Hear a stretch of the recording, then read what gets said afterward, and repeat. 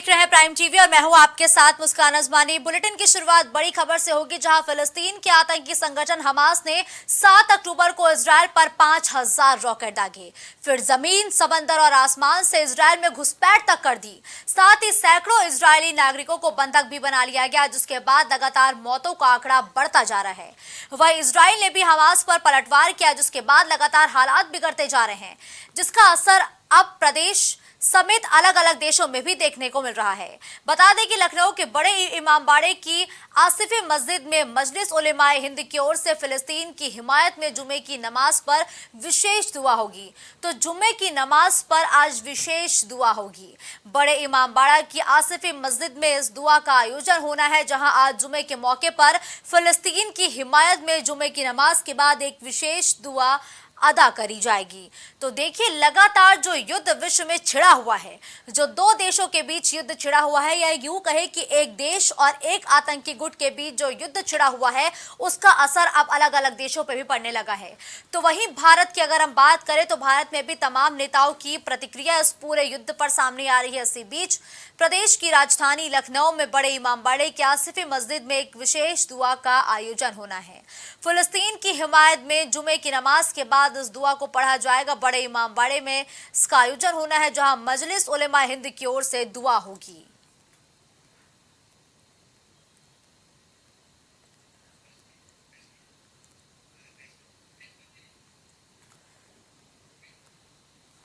तो देखिए, लगातार इजरायल और हमास के बीच जो युद्ध छिड़ा है, उसमें मौतों का आंकड़ा बढ़ता जा रहा है। सोशल मीडिया से लेकर एक्स पर बयानों का दौर जारी है।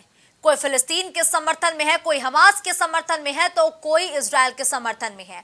ऐसे में आज मजलिस उलेमाए हिंद की ओर से नमाज के बाद एक विशेष दुआ होगी। जुमे की नमाज के मौके पर विशेष दुआ होगी। मोहम्मद उवैस का रुख करते हैं, जो तमाम जानकारी के साथ इस खबर पर हमारे साथ जुड़ चुके हैं। उवैस, देखिए, बड़े इमामबाड़े में फिलिस्तीन की हिमायत में जुमे की नमाज के बाद एक विशेष दुआ होगी। प्रशासन ने क्या कुछ तैयारियां की है और इस दुआ का क्या कुछ असर पड़ेगा? कि फिलिस्तीन और इजराइल को लेकर तमाम तरीके के जो दुआएं हैं वो ऐलान हुआ था मस्जिदों में। तमाम जो आज जुमे की नमाज है, दुआ को लेकर एक ऐलान हुआ था। और इसी क्रम में जो है तमाम जो मस्जिदें हैं, लखनऊ की टीले वाली मस्जिद हो, चाहे वो आसिफी इमामबाड़ा हो, इसमें जवाद साहब के नेतृत्व में ये यहाँ पे नमाज होती है, नमाज पढ़ाते हैं। और तमाम जो यहाँ पे शिया और जो मुस्लिम समुदाय है, शिया मुस्लिम समुदाय यहाँ पर नमाज पढ़ने आता है। और यहाँ पर प्रशासन को लेकर आपने बात करी है, प्रशासन को लेकर मैं आपको बताना चाहूंगा कि प्रशासन अलर्ट है और तमाम फोर्स लगाई गई है। यहाँ पे डीसीपी, एडीसीपी, तमाम जो पुलिस विभाग के अधिकारी हैं वो मौके पर मौजूद हैं। जी मुस्कान।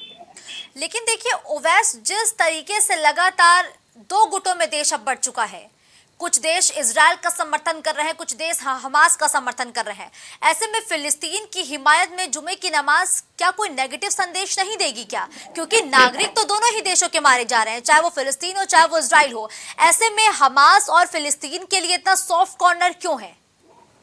जी देखिए, बिल्कुल आपको मैं बताना चाहूंगा कि नेगेटिव संदेश यहाँ पे जो दुआ की बात आ रही है सामने, तो दुआ जो होगी, जो आपस में जो लड़ाइयाँ हो रही हैं, जो झगड़े हो रहे हैं, इनमें अमन शांति को लेकर दुआ की बात सामने निकल कर आ रही है। कि जिस तरीके से जो मारकाट मची हुई है और जो बमबारी हो रही है, हमास और तमाम जो इजराइल के जो सिपाही हैं और जो तमाम इन लोगों के बीच में जो मारकाट हो रही है, इससे पूरी दुनिया पे जो असर पड़ रहा है, उसको लेकर जो इस बात की दुआ सामने निकल कर आ रही है कि जो दुआएं होंगी वो इस बात से होंगी कि जब शांति व्यवस्था बने और जो ऊपर वाले से लोग प्रार्थना करेंगे, जो प्रेयर करेंगे इस बात से कि इस लड़ाई को खत्म किया जाए।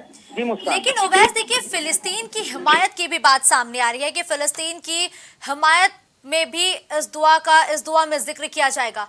तो सिर्फ फिलिस्तीन को ही क्यों, सिर्फ हमास को ही क्यों? क्या इजरायल के नागरिक नहीं मारे गए इस घटना में? क्या इजरायल के सैनिक नहीं मारे गए क्या? जी देखिए मुस्कान, बिल्कुल आपको बताना चाहूंगा कि फिलिस्तीन वो इसलिए हो रही है क्योंकि फिलिस्तीन में काफी समय से यहाँ पे जो है वो लड़ाई चल रही थी। और आपको बता दूं कि इजराइल और फिलिस्तीन में आपस में लड़ाई चल रही थी। इजराइल की तरफ से भी काफी संख्या में जो मुस्लिम जो वहाँ पे हैं और जो बच्चे हैं, जो औरतें हैं, जो तमाम तरीके के लोग हैं, पहले भी कई हजार बच्चों की भी जान जा चुकी है उसमें, इस लड़ाई में। तो कहीं ना कहीं देखा जाए तो अब जो है वो पलटवार हुआ है, इजराइल ने पलटवार किया है, इजराइल ने अभी ये हमला किया है। तो इस बात को लेकर जो कुछ लोग हैं वो इजराइल के समर्थन में हैं, क्यों, और कुछ लोग ऐसे हैं जो फिलिस्तीन के समर्थन में हैं। तो बिल्कुल इजराइल ठीक जो है, है, धन्यवाद उवैस इस खबर पर हमारे साथ जुड़ने के लिए। तो देखिए, जुमे की नमाज पर विशेष दुआ आज पढ़ी जाएगी। बड़े इमामबाड़े की आसिफी मस्जिद में विशेष दुआ का आयोजन होना है और देखिए, फिलिस्तीन की हिमायत में जुमे की नमाज होनी है और जुमे की नमाज पर एक विशेष दुआ होगी। तो देखिए, ये युद्ध लगातार बढ़ता जा रहा है। ये युद्ध रुकेगा कब, इसका किसी को अंदाजा नहीं है, लेकिन देखिए, इस युद्ध का असर अब कई देशों पर भी देखने को मिल रहा है। कई देशों पर विपरीत असर इस युद्ध का देखने को मिल रहा है। तो वही मजलिस उलमा हिंद की ओर से आज जुमे की नमाज के बाद फिलिस्तीन की हिमायत में एक विशेष दुआ का आयोजन किया जाएगा। इस युद्ध की अगर हम बात करें तो इस युद्ध की वजह से जो दुनिया है वो भी दो गुटों में बढ़ती हुई नजर आ रही है। कुछ गुट फिलिस्तीन और हमास के समर्थन में नजर आ रहे हैं, तो कई बड़े देश ऐसे हैं, चाहे वो अमेरिका हो, चाहे वो भारत हो, चाहे वो यूएई ही क्यों ना हो, वो अभी भी इजराइल के समर्थन में खड़े हैं। लेकिन इजराइल ने भी ठान लिया है कि जब तक हमास का खात्मा नहीं होगा तब तक युद्ध नहीं रुकने वाला है, यानी कि युद्ध अभी भी जारी रहेगा और इस युद्ध का जो असर है वो अब भारत में भी देखने को मिल रहा है। भारत सरकार की तरफ से एक विशेष ऑपरेशन भी चलाया गया, जिसके तहत आज तकरीबन 200 से ज्यादा लोगों को भारत वापस लाया गया है।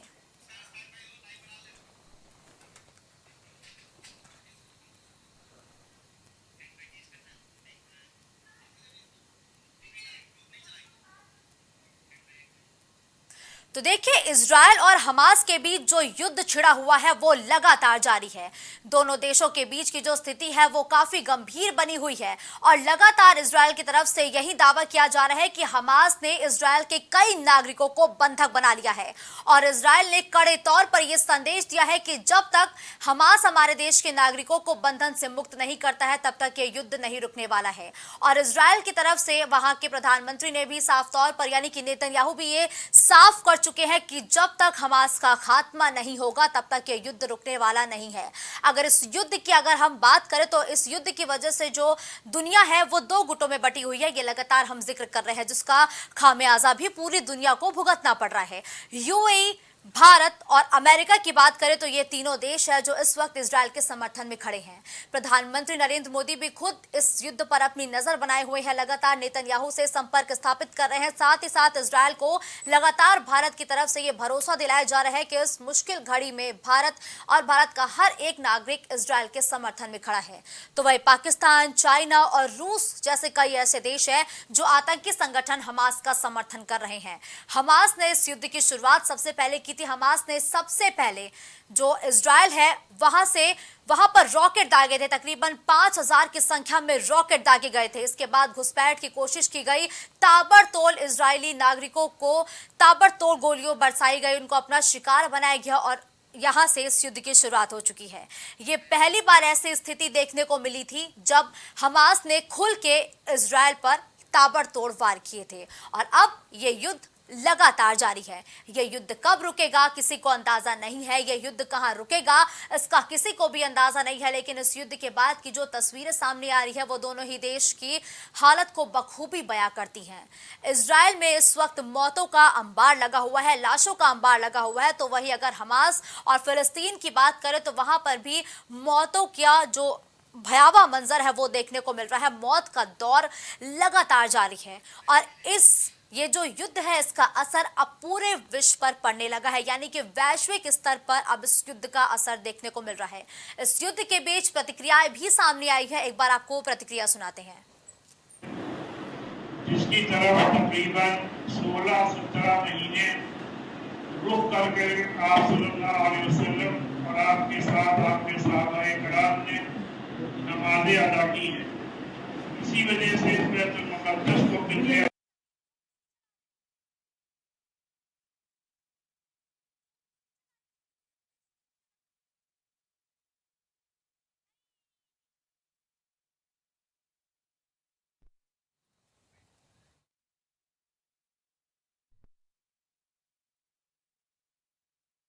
ये युद्ध कहां रुकेगा, कब रुकेगा, इस युद्ध का अंजाम क्या होगा, अभी तक इसके बारे में कुछ भी नहीं कहा जा सकता, लेकिन इस युद्ध की वजह से हजारों लोगों की मौत की पुष्टि हो चुकी है।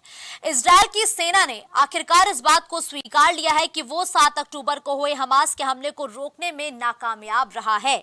इजरायली सेना चीफ ने कहा कि लोगों की रक्षा करना सेना का काम है, लेकिन हम इसमें नाकाम रहे, ये हमारे लिए सीख है और अब समय जंग का है। यानी कि जंग का ऐलान बहुत पहले ही किया जा चुका है और अब मौतों का भयावह मंजर देखने को मिल रहा है और इजरायल ने साफ तौर पर खुलकर ये कह दिया है कि जब तक हमास का खात्मा नहीं हो जाता है तब तक ये युद्ध नहीं रुकने वाला है।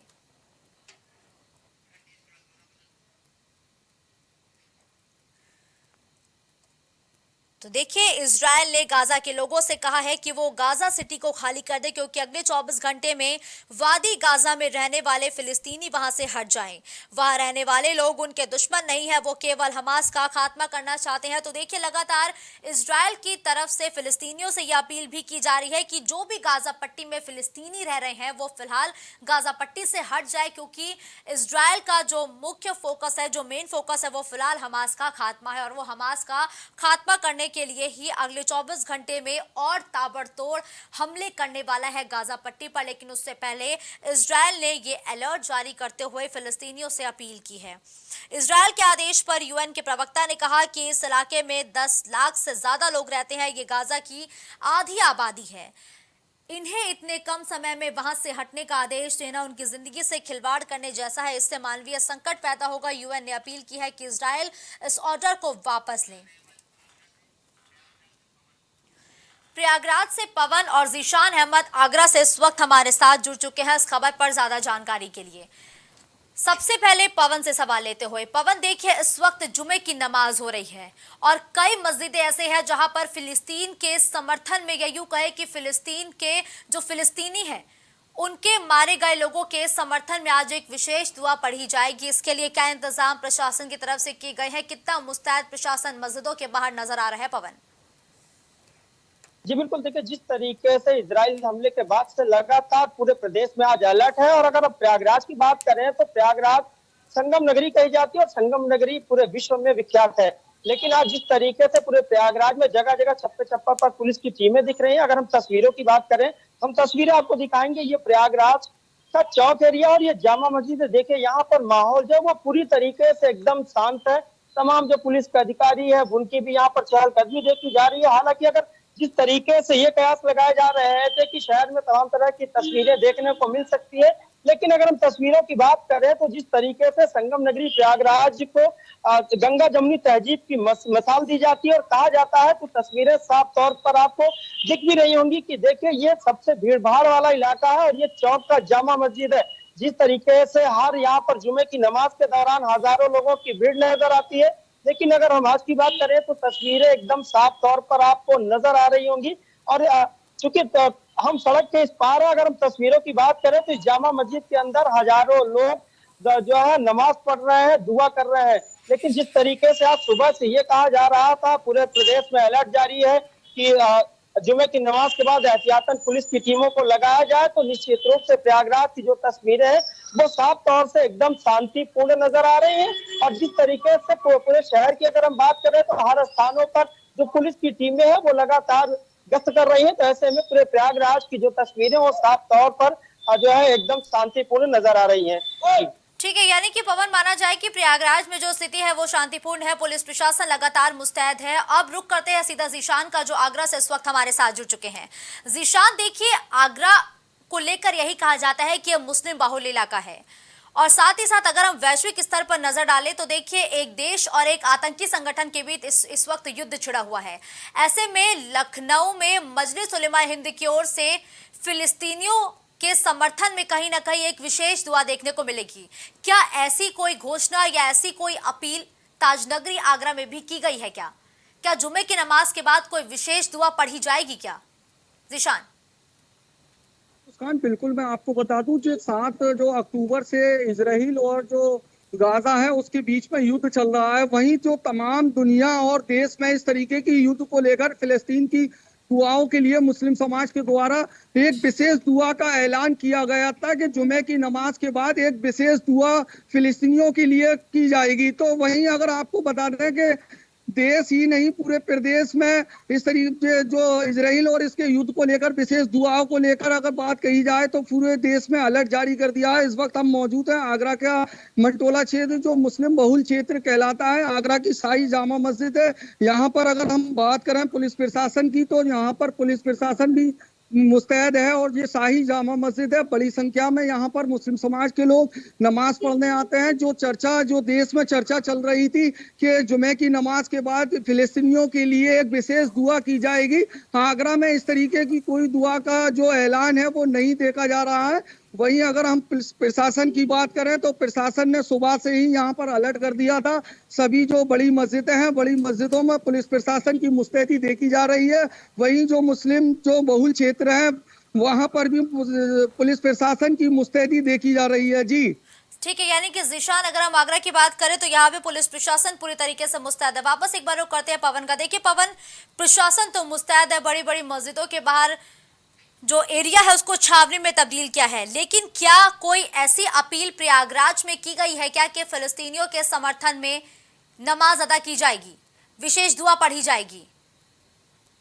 ऐसी अभी तक कोई तस्वीरें और यही बातें ऐसी कोई नहीं सामने आई है कि इस तरीके की नमाज पढ़ी जाएगी या दुआ की जाएगी। लेकिन अगर हम प्रशासन की बात करें तो प्रयागराज प्रशासन इसके लिए पूरी तरीके से तैयार है और हालांकि लोगों से यह अपील की गई है कि नमाज के बाद लोग इकट्ठा ना हो। प्रयागराज पुलिस द्वारा सोशल मीडिया पर भी विशेष नजर रखी जा रही है कि लोग किसी तरह के आपत्तिजनक चीजों को सोशल मीडिया पर शेयर न करें, किसी तरह की अफवाहें न फैलाएं। ऐसे में अगर हम प्रयागराज की बात करें तो निश्चित रूप से प्रयागराज की तस्वीरें शांतिपूर्ण नजर आ रही है। तमाम स्थानों पर जितने भी प्रयागराज में जो बड़ी बड़ी मस्जिदें हैं जहाँ पर हजारों लोग नमाज पढ़ने आते हैं, वहां पर पुलिस की टीमें लगातार गश्त कर रही है। और प्रयागराज का जो माहौल है वो साफ तौर पर दिखा रहा है कि प्रयागराज को क्यों गंगा जमुनी तहजीब की मिसाल दी जाती है। तो तस्वीरें साफ तौर पर प्रयागराज में शांतिपूर्ण नजर आ रही हैं। ठीक है, देखिए जिशान, इस युद्ध को लेके जो तमाम बड़े बड़े देश है वो भी दो गुटों में बंट गए हैं। कुछ देश इजराइल के समर्थन में है तो कुछ देश फिलिस्तीन या यूं कहे कि हमास के समर्थन में भी खड़े नजर आ रहे हैं।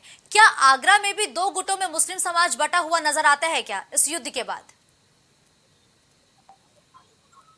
जिस तरीके से ये युद्ध लगातार जारी है, लगभग छह दिन इस युद्ध को हो चुके हैं और पूरी दुनिया दो फाड़ों में बट चुकी है। तमाम जो बड़े बड़े देश हैं अमेरिका सहित वो इजराइल के साथ इजराइल का समर्थन दे रहे हैं। तो वहीं अगर हम हमास की और गाजा की फिलिस्तीनी की अगर बात करें तो तमाम ऐसे मुल्क हैं जो अरबिया है और जो अमीरात है वो भी फिलिस्तीनियों का साथ दे रहे हैं। ईरान ने तो साफ तौर से कह दिया है कि फिलिस्तीन का समर्थन कर रहे हैं। वही अगर सीरिया की यमन की बात करें तो तमाम ऐसे जो मुस्लिम मुल्क हैं जो फिलिस्तीन का समर्थन कर रहे हैं। वही अगर हम आगरा की बात करें तो आगरा में इस तरीके की कोई चर्चा नहीं है। जिस तरीके से कल रात को ये एक ऐलान किया गया था कि जुमे की नमाज को लेकर जो मस्जिदें हैं नमाज में एक फिलिस्तीनियों के लिए विशेष दुआ की जाएगी, लेकिन आगरा में ऐसी कोई स्थिति नहीं है। आगरा पुलिस प्रशासन ने सुबह से ही जो मुस्लिम बहुल क्षेत्र है वहां पर फ्लैग मार्च किया था और जुमे की नमाज को लेकर भी सभी जो बड़ी मस्जिदें हैं वहां पर पुलिस की बड़ी संख्या में मुस्तैदी दिख रही है। हालांकि आगरा में स्थिति बिल्कुल कंट्रोल में है, यहाँ पर कुछ इस तरीके की एक्टिविटीज नहीं दिख रही है। जी, लेकिन पुलिस प्रशासन ने साफ तौर से कहा है कि अगर मस्जिदों में इस तरीके की दुआएं की गई और पॉलिटिक्स कोई बात की गई तो ऐसे लोगों के खिलाफ सख्त कार्रवाई की जाएगी। जी ठीक है, धन्यवाद जीशान और पवन इस खबर पर हमारे साथ जुड़ने के लिए।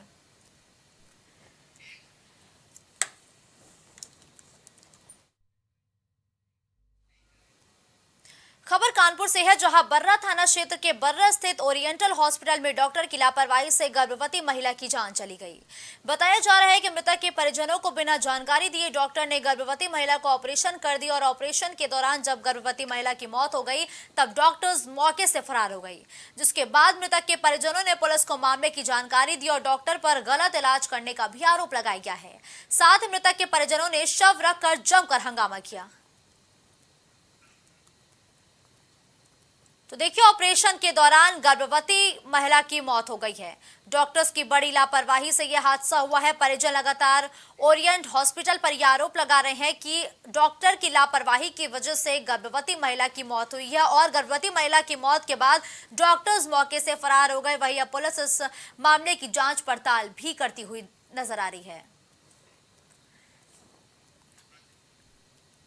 तो ऑपरेशन के दौरान गर्भवती महिला की मौत हो चुकी है और ये पूरा मामला कानपुर से है, जहां डॉक्टर्स की लापरवाही निकल के सामने आई है। परिजन लगातार ये आरोप लगा रहे कि डॉक्टर्स ने गलत तरीके से इलाज किया, जिसकी वजह से गर्भवती महिला की जान चली गई है और अब पुलिस इस पूरे मामले पर जांच पड़ताल कर रही है। दी ओरिएंट हॉस्पिटल का ये पूरा मामला बताया गया है। अभिषेक इस खबर पर ज्यादा जानकारी के लिए हमारे साथ फोन लाइन पर जुड़ चुके हैं। अभिषेक, देखिए, दी ओरिएंट हॉस्पिटल ये वही स्थान है जहां एक गर्भवती महिला की मौत हो गई है और परिजन लगातार डॉक्टर्स पर लापरवाही का आरोप लगा रहे हैं। अभिषेक, तो अभिषेक से संपर्क स्थापित नहीं हो पा रहा है, दोबारा उनसे संपर्क करने का प्रयास करेंगे। तो देखिए, बिना जानकारी दिए कर दिया गया ऑपरेशन के दौरान गर्भवती की मौत हो गई है। दी ओरिएंट हॉस्पिटल का ये पूरा मामला बताया गया और ये पूरी खबर कानपुर से है, जहां डॉक्टर्स की लापरवाही एक गर्भवती महिला पर भारी पड़ गई।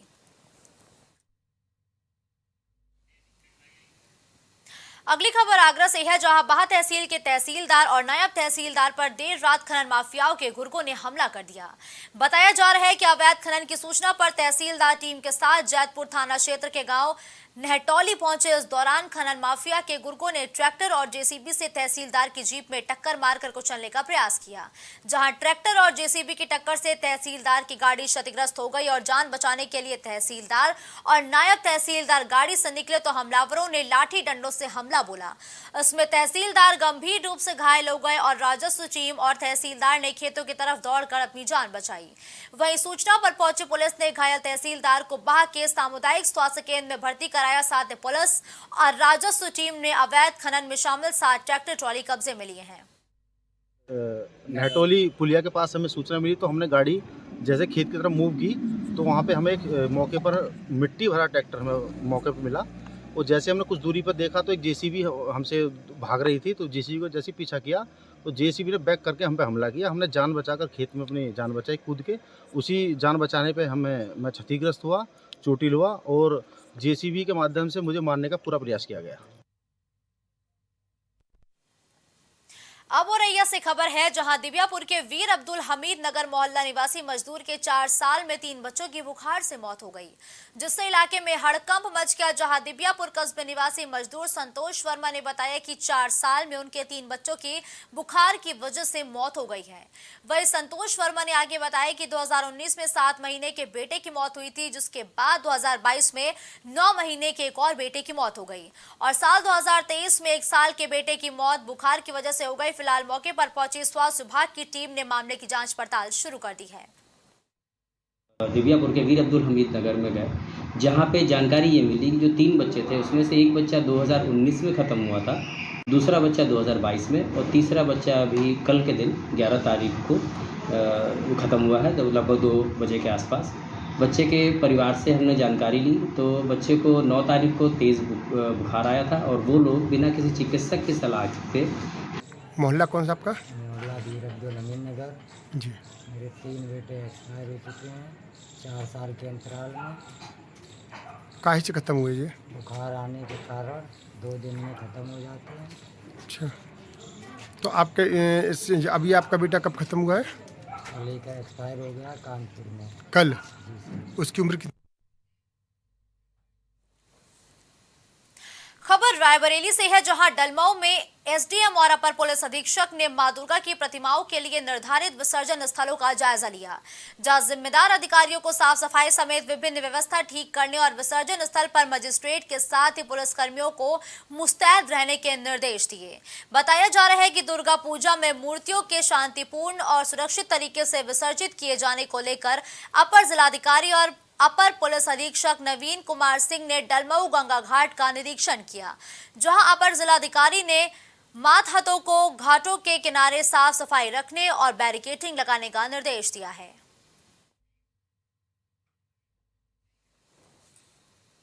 बहराइच में शिक्षा विभाग अल्पसंख्यक कल्याण विभाग द्वारा बुनियादी शिक्षा पर धर्मगुरुओं के साथ एक दिवसीय कार्यशाला का आयोजन पिरामल फाउंडेशन के द्वारा किया गया। इस कार्यशाला का मुख्य उद्देश्य बच्चों की भाषा और गणित की अवधारणा को मजबूत करना है। वहीं पिरामल फाउंडेशन की टीम के गूगल रीड अलोंग एप्लीकेशन के बारे में धर्मगुरुओं को अवगत कराया गया। साथ ही एपीपी के माध्यम से बच्चों की भाषा की क्षमता को विकसित किया जा सकता है। नरेंद्र मोदी जी हमारे देश के मुख्यमंत्री माननीय योगी जी का विज़न है, दृष्टि है कि हमारे मदरसे जो हैं, हमारे जो अल्पसंख्यक समुदाय के वर्ग हैं, ये भी एक हाथ में धर्म और एक हाथ में इनके कंप्यूटर होगा, एक हाथ में इनके लैपटॉप होगा। मतलब ये धार्मिक शिक्षा के साथ साथ जो आज की आधुनिक शिक्षा है इसमें भी पारंगत बनेंगे। जैसे कि इस कार्यक्रम का नाम है निपुण भारत मिशन।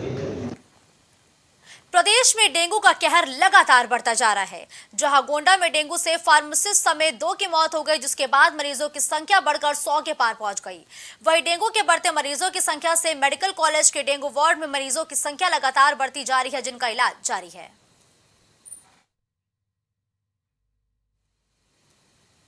अगली खबर रायबरेली से है, जहां गदागंज थाना क्षेत्र के ग्राम सभा सुदामापुर मजरे बिसुनदासपुर गांव की रहने वाली महिला ने एसपी की चौखट पर पहुंचकर न्याय की गुहार लगाई। बताया जा रहा है कि बीती रात महिला अपने घर में सो रही थी, तभी चौकी इंचार्ज ने महिला के घर में तोड़फोड़ कर दी। वहीं महिला ने आरोप लगाया कि चौकी प्रभारी रवि सिंह ने अभद्र भाषा का भी इस्तेमाल किया, जिससे नाराज महिला ने पुलिस अधीक्षक कार्यालय पहुंचकर चौकी इंचार्ज पर कार्रवाई करने की मांग की है और न्याय की गुहार लगाई है। दरोगा जात जात में कही गया है कि जेल के रोटी खाओ कतवा कर गए तो जीवन भर साथ डूबा जेल में। कौन दरोगा जेठा? गदागंज की दरोगा।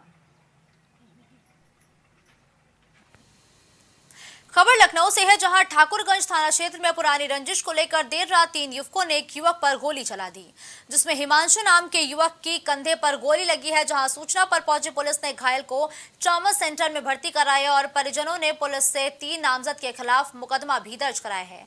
फिलहाल पुलिस मामले की जांच में जुटी है। खबर रायबरेली से है, जहां ढी थाना क्षेत्र में रहने वाले पीड़ित ने पुलिस को शिकायती पत्र देकर 3 युवकों पर अपनी नाबालिग बेटी को बेला फुसलाकर भगा ले जाने का आरोप लगाया है। जहां पीड़ित का आरोप है कि उसकी नाबालिग बेटी को 3 युवक कई बेला फुसलाकर भगा ले गए। फिलहाल ढी थाना अध्यक्ष जितेंद्र सिंह ने बताया कि संबंधित धाराओं में मुकदमा पंजीकृत कर आरोपियों की तलाश की जा रही है। कहाँ के रहने वाले हैं आप? गाँव बनेना। क्या मामला है और कहाँ आए हैं आप? हम डी थाने में आए। हमारी बहन जो है जी 5 तारीख को घर से गायब हुई है और इसमें साथ ले जाने वाले मोनू हैं और एजाज की साजिश है और अरबी। अब झांसी से खबर है, जहां प्रेमनगर थाना क्षेत्र के सीपरी बाजार स्थित मॉल गोदाम में अधेड़ का शव मिलने से सनसनी फैल गई। जहां सूचना पर पहुंची पुलिस ने शव को कब्जे में लेकर मामले की जांच शुरू कर दी है, जबकि घटना के कुछ सीसीटीवी फुटेज भी सामने आए हैं। मोटरसाइकिल में बैठा के यहाँ पे डेड बॉडी लेके आए हैं। उन दोनों लोगों को भी पकड़ लिया गया है, जो इनके दोस्त ही हैं। इनका कहना था कि रात में लोग खा के और नशे में मतलब दारू पी करके सोए थे, जिनकी इनकी डेथ हो जाने के बाद वो लोग घबरा गए। इनको लगा कि हमारे खिलाफ कार्रवाई न हो जाए, इस डर के मारे यहाँ पर ले आकर के डेड बॉडी डाल गए हैं। बाकी परिजनों को सूचना दे दी गई है। पंचायतनामा पोस्टमार्टम की कार्रवाई कराई जा रही है। खत्म हो गई। ये कौन है आपके? पति है, हमारे घर वाले। ये कब निकले थे घर से? जो सुबह निकल आए थे 8 बजे। कब काम करने? कब? कल सवेरे। उसके बाद रात में घर पे नहीं? रात में नहीं आए थे। एक जना ने हमें फोन लगा रात में 8 बजे। 8 बजे फोन लगा तो कह रहा हमारे घर पे आएंगे। होगा पोती जी। कौन है? उनके दोस्त वगैरह थे? दोस्त हैं, ये दुकान है जो पीते हैं ना उधर बैठे थे तो कह रहा भाभी तुम का पोती वो नहीं जाओ, चिंता नहीं करो, अपने घर ही जैसे घर पे ले। इस बुलेटिन में फिलहाल के लिए बस इतना ही। देश और दुनिया की बड़ी खबरों के लिए आप बने रहिए प्राइम टीवी के साथ।